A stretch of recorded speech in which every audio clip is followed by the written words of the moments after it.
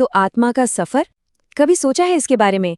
आज हम एक ऐसे ही गुप्त आध्यात्मिक सफर की बात करेंगे, एक ऐसी यात्रा जिसके बारे में कहते हैं कि हर आत्मा करती है, पर जानते बहुत कम लोग हैं। तो चलिए इस रहस्य को थोड़ा समझने की कोशिश करते हैं। इस पूरे दर्शन की शुरुआत ही आप देखिए एक रहस्य से होती है। जैसा कि ये लाइन कहती है, तुम्हारी याद की यात्रा बिल्कुल ही गुप्त है। मतलब एक ऐसा सफर जो पूरी तरह से सीक्रेट है। ये सुनने में ही कितना दिलचस्प लगता है ना? तो सवाल तो बनता है कि भाई ये गुप्त सफर आखिर जाता कहाँ है और कौन कर रहा है ये यात्रा? चलिए इन्हीं सवालों के जवाब आगे ढूंढते हैं। तो चलिए शुरू करते हैं अपने पहले हिस्से से। देखिए, इस दर्शन की जड़ को समझने के लिए ना सबसे पहले हमें उस दुनिया को समझना होगा जहां से ये सफर शुरू होता है। तो देखिए, इस दर्शन का जो मूल विश्वास है वो ये है कि हम अभी जिस दुनिया में रह रहे हैं वो है दुख धाम, मतलब दुखों का घर।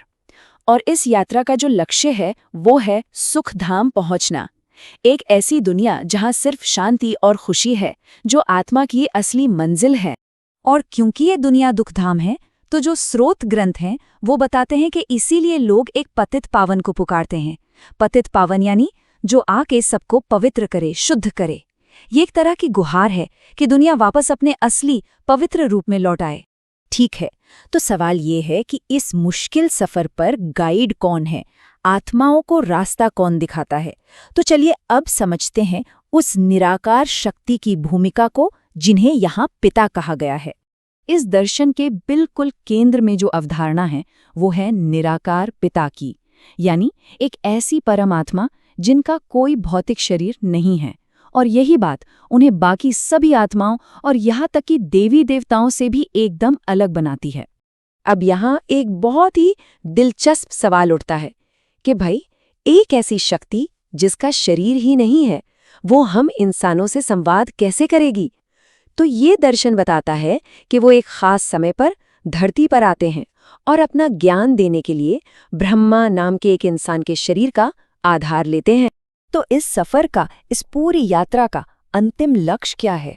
यह सिर्फ एक जगह से दूसरी जगह पहुंचना नहीं है, नहीं, बल्कि ये एक पूरा का पूरा परिवर्तन है, इंसान से फरिश्ता बनने का।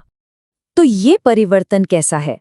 देखिए, एक तरफ है साधारण इंसान जिसका हड्डी मांस का शरीर है और जो इस भौतिक दुनिया में रहता है, और दूसरी तरफ है फरिश्ता जिसका शरीर रोशनी का है, सूक्ष्म है, जिसमें हड्डी मांस नहीं होता और जो एक सूक्ष्म दुनिया में रहता है।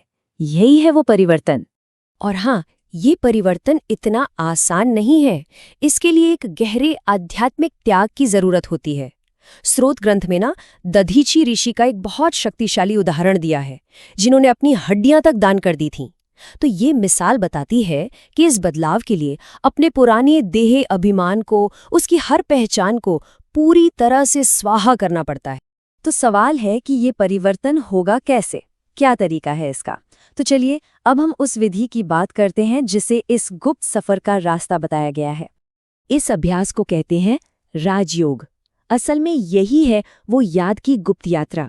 ये एक ऐसा अभ्यास है जिसमें मन को शरीर और सभी शारीरिक संबंधों से हटाकर सिर्फ एक निराकार पिता की याद में लगाया जाता है। अब इस अभ्यास की नींव क्या है? देखिए, इसका आधार बहुत सरल है।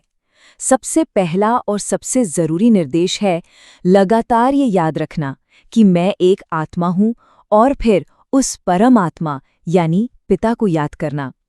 ऐसा माना जाता है कि यही याद धीरे धीरे आत्मा को पवित्र करती है और फरिश्ता बनने का रास्ता खोल देती है। इसे नंबर 1 निर्देश कहा गया है। लेकिन एक मिनट, ये जो यात्रा है ये सिर्फ किसी एक इंसान की अपनी यात्रा नहीं है। जब बहुत सारी आत्माएं मिलकर ये सफर तय करती है ना, तो इसका असर पूरी दुनिया पर पड़ता है। और नतीजा क्या होता है? एक नई दुनिया का जन्म। इस दर्शन के हिसाब से ये जो दुनिया है ना, ये 4 युगों के एक चक्र में चलती है। शुरुआत होती है सतयुग से, जो स्वर्ण युग है, जहां पूरी पवित्रता है। फिर धीरे धीरे पवित्रता कम होती है त्रेता युग में। फिर द्वापर युग आता है और आखिर में आता है कलयुग, यानी आज का समय, जो पूरी तरह से अपवित्रता और दुख का युग है। और कहते हैं कि ठीक इसी समय पर पिता आते हैं और अंदाजा लगाइए ये सफर कितना लंबा है। इस दर्शन के मुताबिक एक आत्मा इस पूरे एक चक्र में ज्यादा से ज्यादा 84 बार जन्म लेती है। 84 जन्म! ये सच में एक बहुत बहुत लंबी और बार बार दोहराई जाने वाली यात्रा है। और इस चक्र के आखिर में क्या होता है? एक बहुत बड़ी निर्णायक घटना, कलियुग का विनाश। लेकिन इसे एक त्रासदी की तरह नहीं देखा जाता, नहीं, बल्कि इसे एक जरूरी कदम माना जाता है जो सतयुग की नई पवित्र दुनिया को स्थापित करने के लिए बिल्कुल जरूरी है। और आखिर में ये दर्शन एक बहुत ही गहरा, एक बहुत ही सोचने पर मजबूर करने वाला सवाल छोड़ जाता है।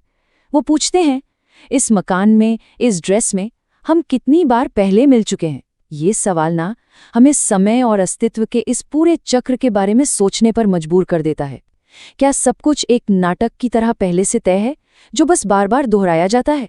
इस पर सोचिएगा जरूर।